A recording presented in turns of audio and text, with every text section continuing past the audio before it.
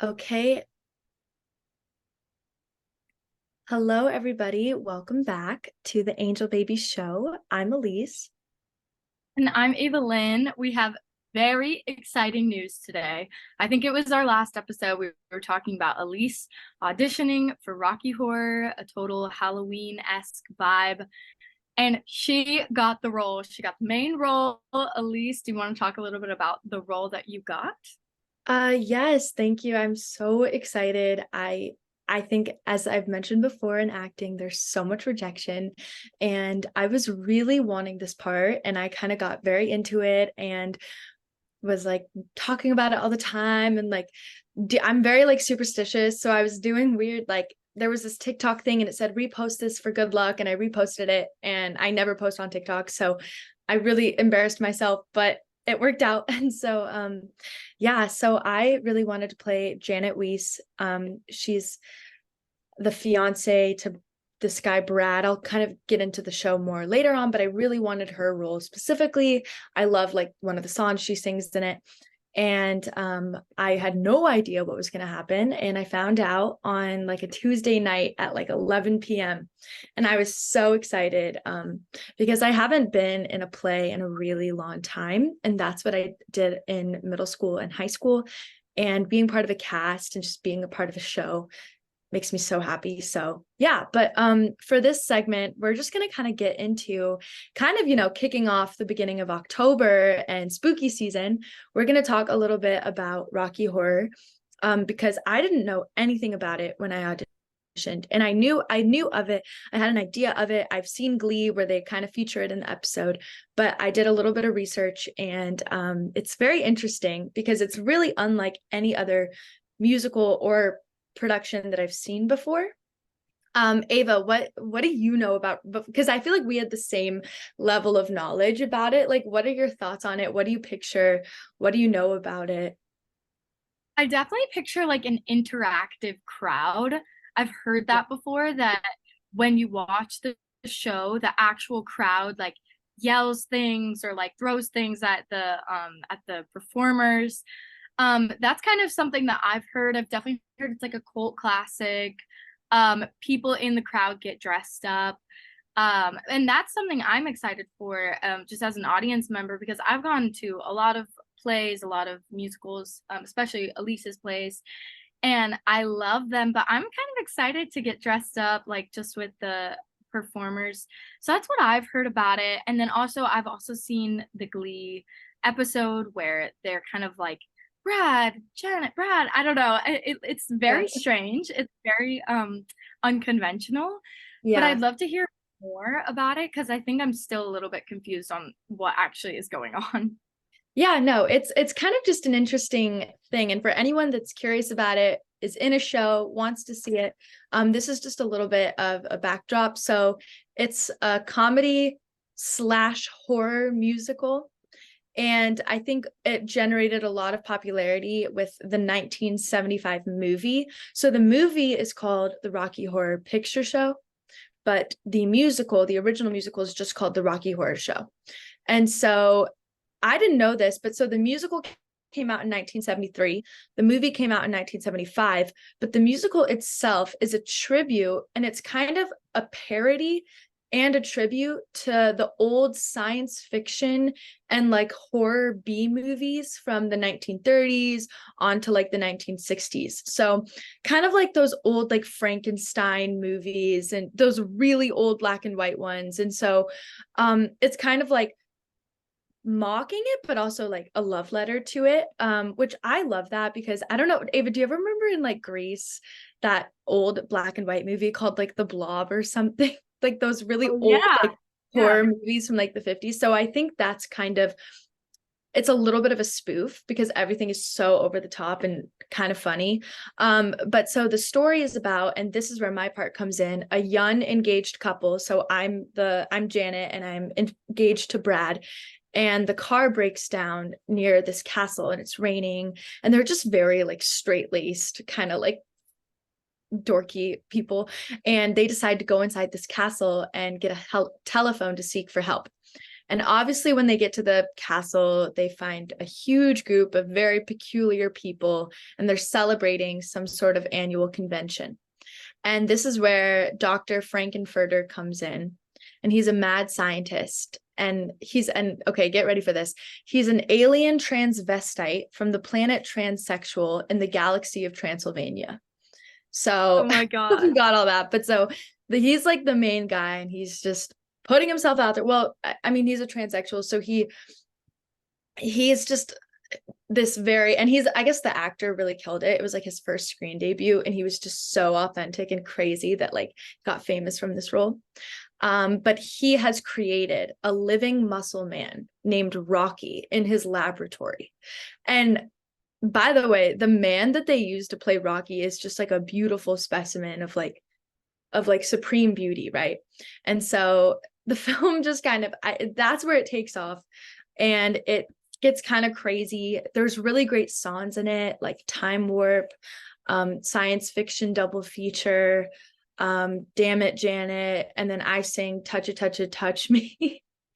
And it's super, but so what's so interesting about Rocky Horror, and this is where I need to like wrap things up, sorry, but the initial reception was really negative. It's a super weird play, like it's kind of hard to get into initially, but then the film kind of went on to be a cult classic. And what happened was it would become a midnight movie where theaters, especially in like the New York scene, audiences would participate at the movie theater, and they would go up and kind of talk to the screen and lip sync the roles, and people would come dressed up as the characters. And there's all sorts of like tinier traditions, like certain lines you're supposed to throw toast at the audience, or you're supposed to chant things, and every actor or every character in the movie has like a nickname given by the audience where they'll like chant it. And so it's this whole thing, and they call it kind of a shadow cast. So now when high schools, or probably not high schools because it's a little bit raunchy, like when colleges or other production companies put on the play, they kind of embody the shadow cast, where kind of taking back to the 70s, they put the movie screen, they play the movie in the background on a big screen, and the actors perform and kind of lip sync in front of the screen. And so I was not used to this at all. I was like preparing to sing and do all this stuff, and it is kind of like almost a mime. I'm very, and I obviously will learn more as I get into it. But what's really cool about Rocky Horror is like in 2023, 48, I think, years after the premiere, it's the longest running theatrical release in film history. And it's still running today. And in 2005, it was selected for preservation of the United States National Film Registry by the Library of Congress for being like culturally, historically, and aesthetically significant. So it's just kind of a classic in its own way, and there's really nothing like it. And it is really fun to get into, especially in Halloween. And I think the more I like watch it and love it, like it's a little off-putting at first, and then you just kind of become obsessed with it. And I don't really know how to explain that. And I think that's kind of the point of a cult classic. But yeah, that's the spiel. I don't know if you have any like comments. Yeah, no, I'm so excited. Like I said, I'm so excited to be an audience member. I just feel like I'm gonna have, especially watching my sister, like, and that specific role, I'm so excited to see you in Touch It, Touch It, Touch Me. That was my favorite song. Like, I don't really know that much about the like musical part of it, but I love that song. So cute. But yeah, no, I just am honestly curious, and I think as the weeks go on, you'll tell us how you're preparing for it.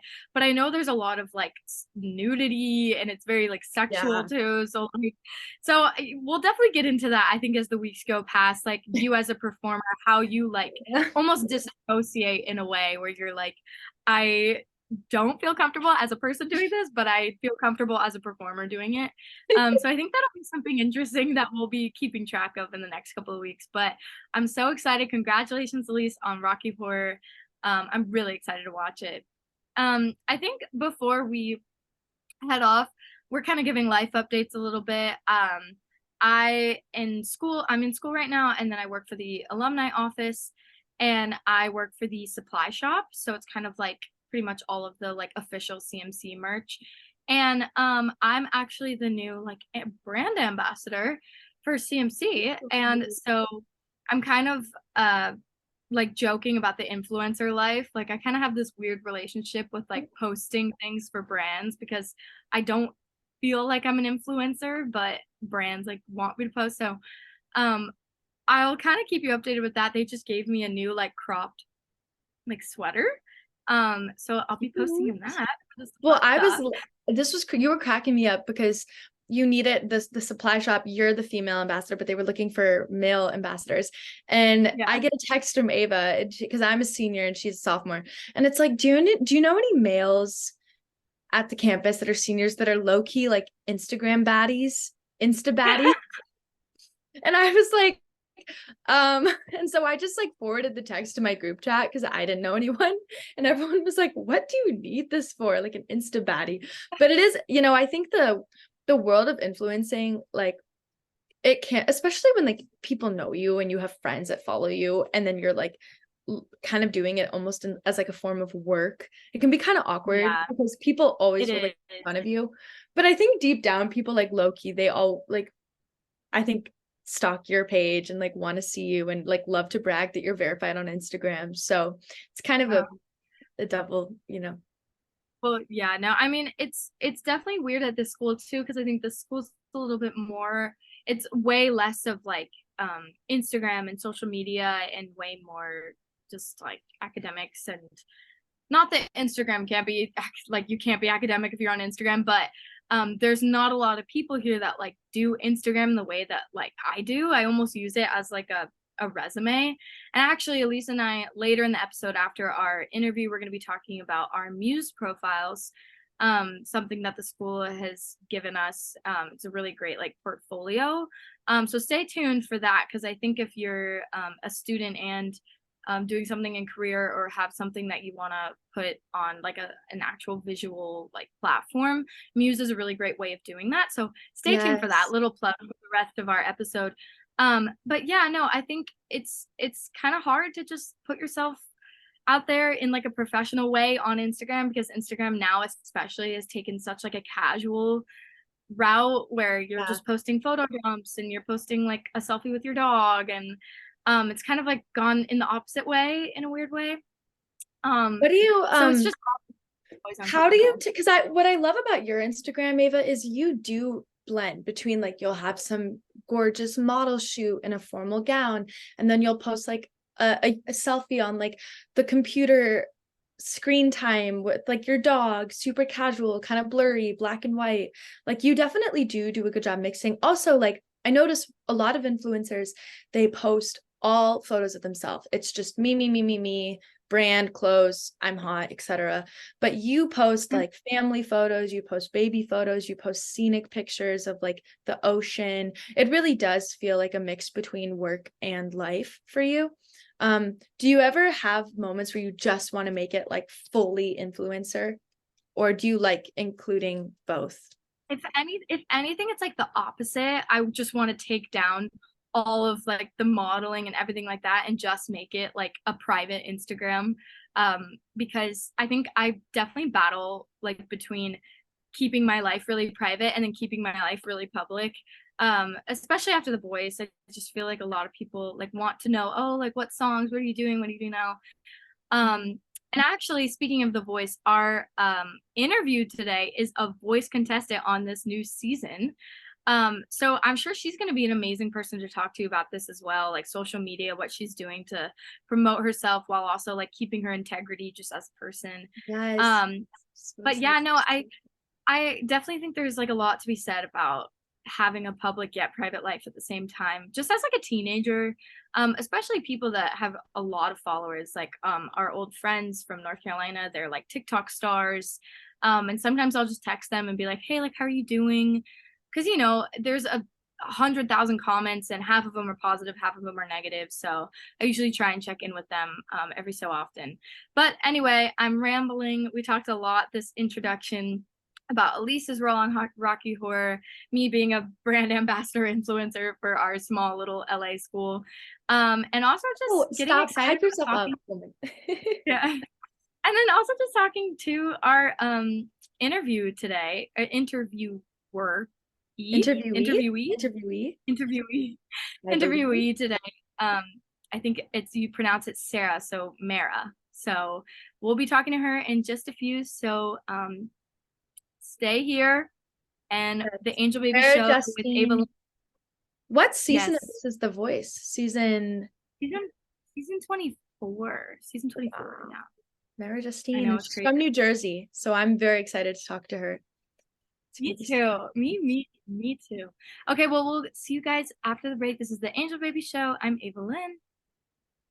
I'm Elise. Sorry.